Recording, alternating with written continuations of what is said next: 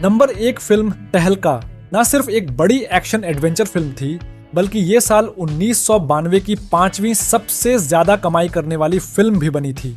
मतलब उस साल जितनी भी फिल्में आईं, उनमें से तहलका ने टॉप 5 में अपनी जगह बनाई। इस फिल्म को हिट का दर्जा मिला था, यानी फिल्म ने अपने बजट से कहीं ज्यादा कमाई की और थिएटर में दर्शकों ने इसे खूब पसंद किया। नंबर 2 फिल्म तहलका में जो किरदार था कैप्टन राकेश का, वो रोल पहले संजय दत्त को ऑफर किया गया था। डायरेक्टर चाहते थे कि संजय दत्त इस रोल को निभाए, क्योंकि उस वक्त वो एक राइजिंग एक्शन स्टार थे और उनके पास जबरदस्त स्क्रीन प्रेजेंस थी। लेकिन उस वक्त संजय दत्त के पास डेट्स नहीं थीं, क्योंकि वो पहले से ही दूसरी फिल्मों में बिजी थे। इसी वजह से उन्होंने ये रोल करने से मना कर दिया। इसके बाद ये रोल आदित्य पंचोली को दिया गया, जिन्होंने कैप्टन राकेश का रोल अच्छे अंदाज में निभाया। उन्होंने एक बहादुर और देशभक्त अफसर की छवि को निभाकर अपनी एक अलग पहचान बनाई फिल्म में। तो कुल मिलाकर अगर संजय दत्त के पास डेट्स होती तो शायद हम उन्हें तहलका में कैप्टन राकेश के रूप में देखते, लेकिन आदित्य पंचोली ने भी रोल के साथ पूरा इंसाफ किया। नंबर 3 बॉलीवुड के लेजेंडरी एक्टर शम्मी कपूर, जिन्हें आमतौर पर पॉजिटिव और मस्ती भरे किरदारों में देखा गया, उन्होंने इस फिल्म में एक निगेटिव किरदार निभाया। वो जनरल डोंग अमरीश पुरी का एजेंट बने थे, यानी डोंग की टीम का हिस्सा। ये रोल उनके लिए काफी अलग और हैरान कर देने वाला था, क्योंकि दर्शकों ने उन्हें इससे पहले ऐसे रोल में कम ही देखा था। नंबर 4 फिल्म तहलका से जुड़ा एक दिलचस्प और थोड़ा विवादास्पद किस्सा भी है, जिसमें बॉलीवुड की जानी मानी अदाकारा जया प्रदा और निर्देशक अनिल शर्मा शामिल थे। जया प्रदा ने फिल्म मेकर्स कॉम्बाइन में एक शिकायत दर्ज की थी। उनका कहना था कि अनिल शर्मा ने उनकी फीस का भुगतान नहीं किया था, यानी उन्होंने जया प्रदा को उनके काम के पैसे नहीं दिए। जब ये मामला बढ़ा तो अनिल शर्मा ने जया प्रदा से विनती की कि वो उनकी अगली फिल्म मां की शूटिंग शुरू करें। उन्होंने वादा किया कि आप मान की शूटिंग शुरू करिए, मैं आपकी दोनों फिल्मों की फीस एक साथ चुका दूंगा। इस तरह उन्होंने पहले से बकाया पैसे और आने वाली फिल्म के पैसों को एक साथ देने की बात कही, ताकि मामला शांत हो जाए और फिल्म का काम रुकने न पाए। नंबर 5 फिल्म तहलका में एक सीन है जहां पल्लवी जोशी नसीरुद्दीन शाह के किरदार को आर्ट फिल्म हीरो कहती हैं। अब ये बात सिर्फ फिल्म में ही नहीं, बल्कि असल जिंदगी से भी जुड़ी है, और इसी वजह से वो लाइन खास बन जाती है। नसीरुद्दीन शाह को उनके करियर की शुरुआत में आर्ट फिल्म्स का किंग माना जाता था। उन्होंने मंथन, निशांत, स्पर्श, आक्रोश, भूमिका जैसी समांतर सिनेमा, पैरेलल सिनेमा की बेहतरीन फिल्मों में काम किया था। वो कमर्शियल मसाला फिल्मों से दूर रहकर गंभीर, संवेदनशील और सोचने पर मजबूर करने वाले किरदार निभाते थे। जब पल्लवी जोशी उन्हें आर्ट फिल्म हीरो कहती हैं, तो वो एक तरह से उनकी रियल लाइफ इमेज पर हल्का फुल्का टंच करती है। ये लाइन दर्शकों के लिए एक इनसाइड जॉक जैसी लगती है, जिन्हें नसीरुद्दीन शाह का असली फिल्मी सफर पता है। नंबर 6 फिल्म तहलका के क्लाइमैक्स में धर्मेंद्र का एक बेहद जबरदस्त और स्टाइलिश सीन है, जिसे देखकर सिनेमा हॉल में ताली और सीटी गूंज उठी थी। इस सीन में शम्मी कपूर, जो जनरल डोंग का एजेंट होता है, धर्मेंद्र के किरदार के सामने खड़ा होता है और बहुत ज्यादा बातें करता है, गन दिखाता है, धमकी देता है। तभी धर्मेंद्र बड़े शांत अंदाज में अपनी जैकेट की पॉकेट से एक पिस्तौल निकालते हैं और शम्मी कपूर को शूट कर देते हैं, सब कुछ बिना ज्यादा बोले। यह सीन धर्मेंद्र के करियर के क्लासिक मोमेंट्स में से एक बन गया। 90 के दशक के दर्शकों को यह सीधा सादा लेकिन जोरदार एक्शन बहुत पसंद आया और हॉल में जमकर तालियां बजी थीं। नंबर 7 फिल्म तहलका का गाना दिल दीवाने का डोला बहुत हिट हुआ था, लेकिन इस गाने की रिकॉर्डिंग में एक दिलचस्प बदलाव हुआ था, जिसे बहुत कम लोग जानते हैं। इस गाने की पहली रिकॉर्डिंग में सुरेश वाडकर और अनुराधा पौडवाल के साथ बाबुल सुप्रियो को भी शामिल किया गया था। ये गाना पहले 3 सिंगर्स द्वारा रिकॉर्ड किया गया था और उसकी म्यूजिक भी तैयार हो चुकी थी, लेकिन फिल्म के वर्जन में कुमार सानू को सुरेश वाडकर की जगह पर लाया गया। इसका कारण था कुमार सानू की जबरदस्त पॉपुलैरिटी उस समय।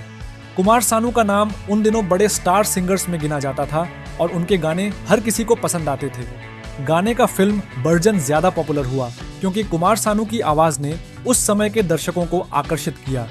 कुमार सानू के फैंस के लिए ये गाना और भी स्पेशल बन गया क्योंकि उनकी आवाज ने इस गाने को एक अलग पहचान दी। नंबर 8 फिल्म तहलका की शूटिंग के दौरान एक दिलचस्प समस्या आई थी, जिसमें निर्देशक अनिल शर्मा ने बैंकॉक में फिल्म की शूटिंग करने का प्लान बनाया था, लेकिन यह योजना पूरी नहीं हो पाई। अनिल शर्मा चाहते थे कि फिल्म की कुछ महत्वपूर्ण शूटिंग बैंकॉक में की जाए, क्योंकि वहां के लोकेशंस और माहौल फिल्म की कहानी और एक्शन सीन्स के लिए एकदम सही थे। बैंकॉक का बैकग्राउंड फिल्म की देशभक्ति और एक्शन थ्रिलर शैली के हिसाब से बिल्कुल फिट बैठता था। फिल्म के बजट और विदेश यात्रा के लिए जरूरी विदेशी मुद्रा फॉरेन एक्सचेंज की कमी की वजह से शूटिंग को वहां नहीं किया जा सका। उस वक्त भारत में फॉरेन एक्सचेंज पर कड़ी पाबंदियां थीं, जो विदेशी देशों में शूटिंग या यात्रा करने में मुश्किल पैदा करती थीं। इस समस्या के बावजूद अनिल शर्मा ने भारत के भीतर ही फिल्म की शूटिंग की और उसे पूरी तरह से इंडिया में शूट किया गया।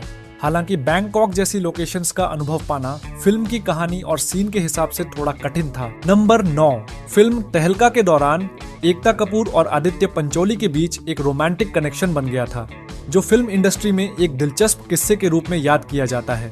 जब फिल्म की शूटिंग चल रही थी तो एकता कपूर, जो उस समय एक उभरती हुई अभिनेत्री और निर्माता थीं, ने आदित्य पंचोली के साथ करीबियां महसूस की। आदित्य पंचोली, जो उस समय के बड़े एक्टर थे, उनके साथ एक अच्छा और दोस्ताना रिश्ता बना। फिल्म की शूटिंग के दौरान एकता कपूर ने आदित्य पंचोली से प्यार किया और उन्हें अपनी भावनाएं बताईं। यह एक तरफा प्यार था और एकता ने आदित्य को प्यार में पहल करते हुए उनका पीछा किया। फिल्म के सेट पर उनकी यह नज़दीकी चर्चाओं का विषय बन गई और हालांकि यह रिश्ता लंबे समय तक नहीं चला, यह एक दिलचस्प और रोमांटिक मोड़ था जिसने फिल्म इंडस्ट्री में चर्चा बटोरी। नंबर 10, फिल्म तहलका में जो दमदार किरदार कैप्टन रणवीर का था, जिसे नसीरुद्दीन शाह ने निभाया, वो रोल पहले सनी देओल को ऑफर किया गया था। निर्देशक अनिल शर्मा चाहते थे कि सनी देओल ये रोल करें, क्योंकि उनकी एक्शन इमेज और जोश भरी एक्टिंग फिल्म की थीम से मेल खाती थी।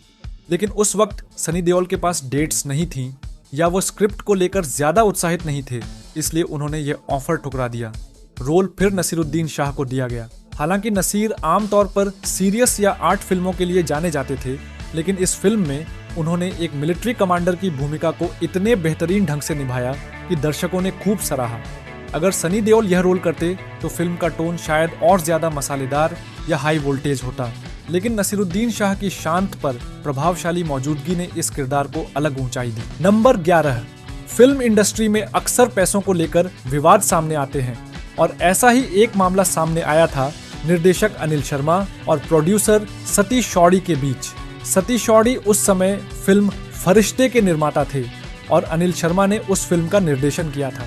सतीश शौड़ी ने आरोप लगाया कि अनिल शर्मा ने फरिश्ते के लिए मिले फंड्स पैसे को पूरी तरह उस फिल्म पर खर्च नहीं किया, बल्कि उनमें से कुछ पैसे लेकर अपनी होम प्रोडक्शन फिल्म तहलका में लगा दिए। इससे उन्हें आर्थिक नुकसान हुआ और उन्होंने अनिल शर्मा पर भरोसा तोड़ने का आरोप लगाया। अनिल शर्मा ने इन आरोपों को नकारा और कहा कि दोनों फिल्में अलग थीं और उन्होंने कोई गड़बड़ी नहीं की। हालांकि इस विवाद ने उस समय काफी मीडिया का ध्यान खींचा और फिल्म इंडस्ट्री में भी हलचल मचा दी थी। नंबर 12, देव आनंद ने एक फिल्म की घोषणा की थी जिसका नाम उन्होंने पहले तहलका रखा था। वे चाहते थे कि उनकी फिल्म का टाइटल कुछ दमदार और आकर्षक हो और तहलका नाम उन्हें बहुत पसंद आया। लेकिन जब उन्होंने यह जाना कि तहलका का टाइटल पहले ही निर्देशक अनिल शर्मा ने रजिस्टर करवा लिया है अपनी एक्शन थ्रिलर फिल्म के लिए, तो देव आनंद को मजबूरन अपनी फिल्म का टाइटल बदलना पड़ा। देव आनंद ने अपनी फिल्म का नाम बदलकर सच्चे का बोलबाला रख दिया। नंबर 13, निर्देशक अनिल शर्मा ने फिल्म तहलका के जरिए मुकेश खन्ना को फिल्मों में एक नया और दमदार रोल देकर फिर से लॉन्च करने की योजना बनाई थी। वो चाहते थे कि मुकेश खन्ना का रील लॉन्च तहलका से हो। जब तहलका बन रही थी, उसी दौरान अक्षय कुमार की डेब्यू फिल्म सौगंध भी बनकर तैयार थी, जिसमें मुकेश खन्ना ने भी एक भूमिका निभाई थी। अनिल शर्मा चाहते थे कि तहलका पहले रिलीज हो ताकि वे मुकेश खन्ना को दमदार तरीके से प्रमोट कर सकें, क्योंकि फिल्म में उनका रोल एक शक्तिशाली फौजी किरदार का था। लेकिन सौगंध पहले रिलीज हो गई। इससे अनिल शर्मा नाराज हो गए। उन्होंने मुकेश खन्ना से कहा, अगर तहलका पहले आती तो मैं तुम्हें फिल्म के प्रमोशन में बड़े स्टार की तरह पेश करता। अब लोगों ने तुम्हें सौगंध में एक छोटे रोल में देख लिया है। अनिल शर्मा को यह लगता था कि तहलका से मुकेश खन्ना का ज्यादा दमदार इंप्रेशन बनता और वे पब्लिक के बीच नए अवतार में उभरते। सौगंध की पहले रिलीज से उनकी रणनीति पर असर पड़ा और उन्होंने इस बात को लेकर अपनी नाराजगी जाहिर की।